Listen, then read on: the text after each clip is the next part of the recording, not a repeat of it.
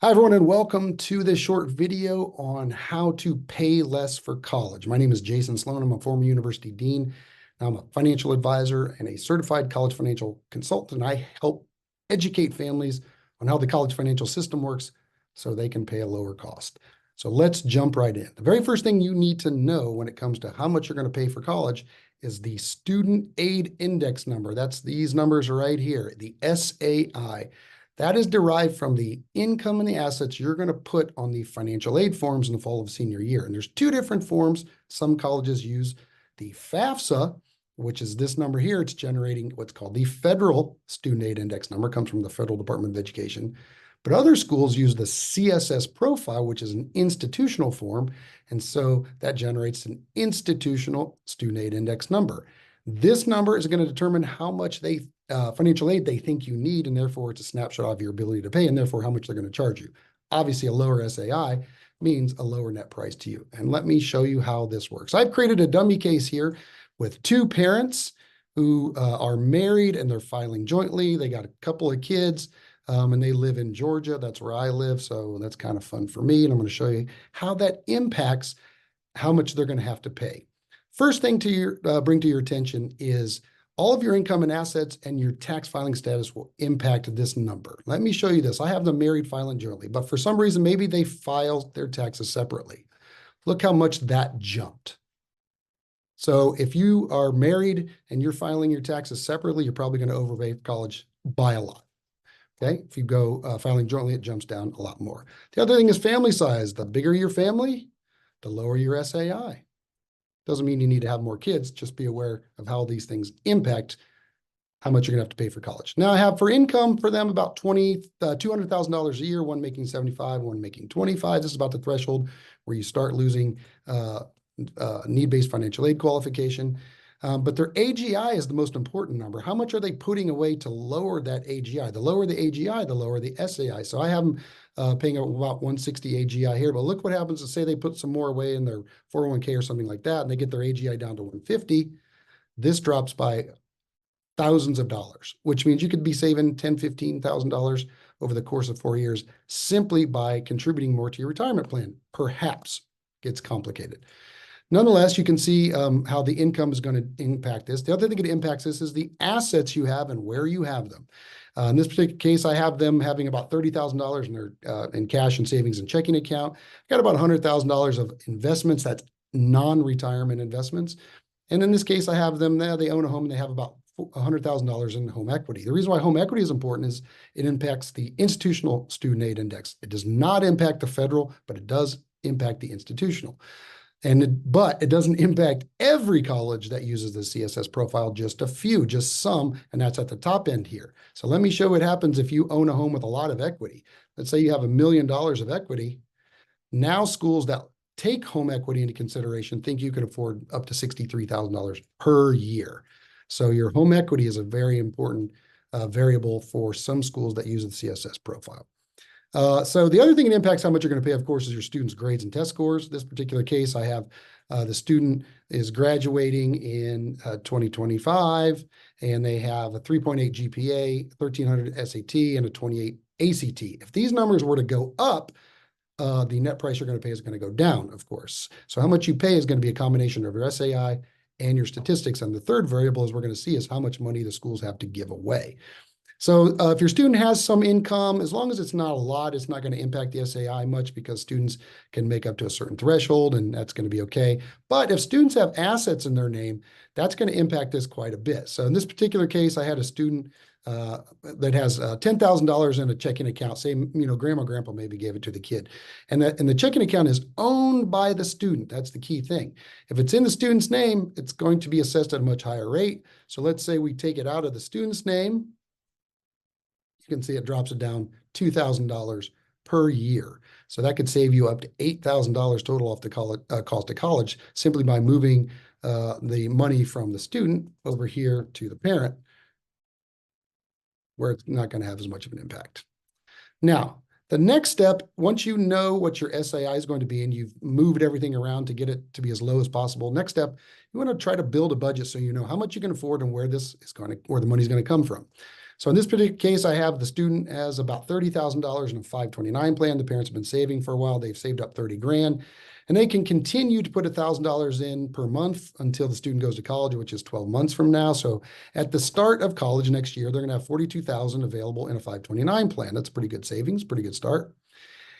And they've been doing $1,000 a month up to now. They can keep doing that while the kid's in college. And so that's going to generate $48,000 more of cash flow.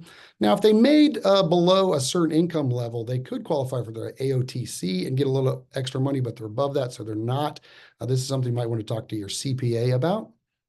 And in this case, I have the student working in the summer, making 2 grand and saving 2 grand each summer for 4 years. So that's 8 grand that can go towards the cost of college. And maybe grandma and grandpa want to help and donate, $5,000 a year or 20 grand total. And so for 4 years of cash flow and savings, they got about $118,000 they can spend on college, which is about $29,500 per year. Okay, so we got our budget up here of $29,500 from savings and cash flow. Now, once we have that, now we can go shopping for schools. Okay, so I just pre-populated some schools that this family might be looking at. They're from the South. So they might be looking at Clemson, although their dad had a friend who went to Dartmouth, so we want to look there. Iowa State had a really good women's basketball season, so they're looking there. NYU is kind of a try. They just put in Penn State, small college of Worcester, small liberal arts college, Alabama, UCLA, Georgia, Vanderbilt, Williams College, Yale. And you start looking, you say, okay, we can afford about $30,000 a year without needing any loans. We look at all the cost of attendance here. We can see, wow, 61, 91, 44, 95. We're going to have to take out a lot of loans to go to some of these colleges, right? The only one that's really going to be affordable in our budget range is UGA, because we live in the state of Georgia. If we go out of state to Alabama, we can't afford that. But you're looking in the wrong column. This is the sticker price. What families pay is the net price.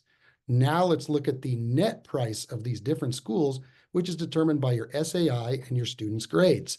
Williams College ends up being the cheapest for this family, because even though their cost of attendance sticker price is $89,000, they're going to give you so much aid, your net price is going to be 16. Dartmouth would be 18, UGA 19, Vanderbilt. Now you got more options because you got all these schools that are going to give you a lot of aid based on this. Okay. And then what happens if your student takes the ACT a couple of different times, does a super score of 30? Now let's go back to those schools, and we're going to look at, let's say, University of Alabama here. Alabama likes out-of-state students with good ACT scores. So look at that. If you get an ACT of 30, you're going to get an automatic scholarship. You don't have, this is automatic. It's not competitive. You know you're going to get it. It's $24,000. Okay. So when you start searching for colleges here with a higher ACT score, this is going to change this net price as well. Now Worcester's affordable. Now Alabama's affordable. Now Iowa State's affordable.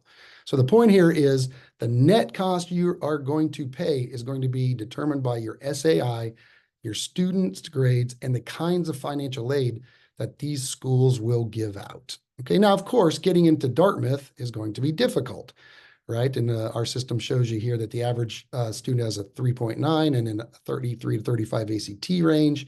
And, they only admit 6% of students. So you're probably going to struggle to get in there. But if you were to go to somewhere like, let's say, College of Worcester, their average ACT range is 27 to 32. You got a 30, you got a pretty good chance of getting in there. They admit 56% of their students. So when you start building your college list, it's got to be this, it's this complicated search process where you're trying to find a good academic and social fit for the student, but a financial fit for you. Does the college have the major you're looking at, the location, the size, the vibe, and so forth? But is the net cost going to be in your budget? So if you shop smart and you can find schools that are good academic social fit and a good financial fit, meaning their net price is in your budget, you can avoid having to take out a lot of loans. So let's take a look at this. Then you get down here to how to pay. So let's say, well, you just fall in love with UCLA. You can't help yourself. Got $29,000 budget for the first year, so roughly 118. But The net cost for UCLA for 4 years is going to be $293,000. You only got 120 some thousand in your budget. You're going to have a funding gap of 170 some thousand dollars. Now the student can take out $27,000 in loans, but you're on the hook, parents, for all the rest. That means you're going to look at it. You're looking at $150,000 in parent loans if your kid goes to UCLA. And that means between all these loans, you're looking at a monthly loan payment of about $1,900 per month for 10 years. If you stretch it out to 25 years, you can get a lower monthly payment, but look how much your total is going to be.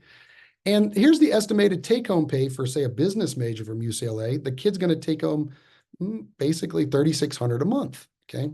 Now, what if the student went to a more affordable college? We said College of Worcester, let's say. Now you got a cost of 156 total. You got about 100, let's reset this, apologies. You got about 118 in your budget. You're only going to have to come up with about $12,000 to cover the funding gap. Well, your student can actually take that out. They can actually take out up to $27,000. So you wouldn't have to take out anything.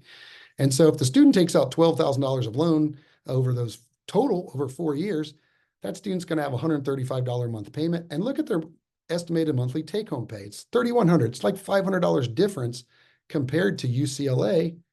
But UCLA, you're going to have $1,900 a month payment, make $500 more. So that is your return on investment calculation you can do. Hopefully, this explains how you make college more affordable. You start with optimizing your student aid index so you don't make any mistakes on the income or the assets, either you or your kid. Then you build a budget to know how much you can afford and where the money is going to come from. And then you go shopping and you shop by the net price. We also can do an advanced search here. If you have certain academic and social fit criteria, how far you want to go from home, what state you want to be in, if any, is fine. How big, small, medium, or large. What kind of major you're looking at. Say your biology, you want to be pre-med. If you want it to be Forbes top 100 ranked. Up to you're willing to afford 25, you can afford 40, whatever your budget is, put in your budget there. Do they give scholarships? You want some with automatic scholarships, et cetera. And here you're going to come up with a list of schools that are going to meet all those criteria. So you can kind of search for schools orbit style by the academic, social, and financial fit. Again, hopefully this was helpful. If you would like us to do this kind of analysis and strategic search for you, we are happy to do so. The first consultation is always free. Just reach out and schedule a time.